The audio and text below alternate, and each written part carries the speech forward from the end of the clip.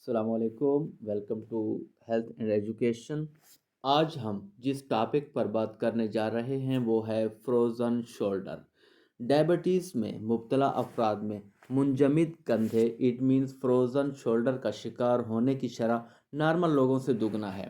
Frozen shoulder انتہائی تکلیف دہ مسئلہ ہے جس میں مریض اپنے کندھے کو ہلانے چلانے دقت محسوس کرنا، بازو کو اوپر اٹھانے میں تکلیف محسوس کرنا، کندھے میں تکلیف، رات کو سوتے وقت تکلیف کا بڑھ جانا، کندھے میں اکڑاؤ، کندھے کو زبردستی ہلانے میں شدید تکلیف محسوس کرنا ہے۔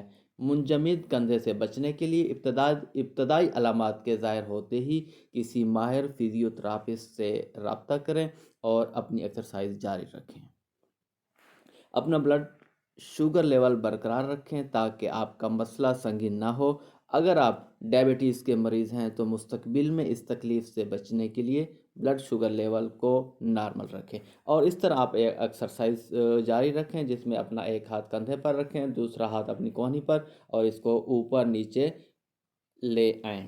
اور دوسرے نمبر پر آپ یہ ایکسرسائز رکھیں کہ ایک رومال لیں، ہاتھوں کو پیچھے کریں اور اس کو اوپر نیچے کرتے رہیں تاکہ کندھے میں موومنٹ پیدا ہو سکے۔ اور تیسرے نمبر پر آپ اپنا ایک بازو بالکل سیدھا اس انداز میں کریں، دوسرا ہاتھ اپنے کونی پر رکھیں اور اس بازو کو اپنی طرف لے جائیں اور سیدھا کریں۔ اور چوتھے نمبر پر اس طرح اپنا ہاتھ ایک چیئر پر رکھیں، اپنے دوسرے ہاتھ میں ویٹ لیں اور اس کو clockwise and anti clockwise گھماتے رہیں۔ اس سے یہ ہوگا کہ آپ کے کندھے کی شدت کا جو درد ہے وہ کنٹرول میں رہے گا۔ دعا میں یاد رکھیے گا۔ اللہ حافظ۔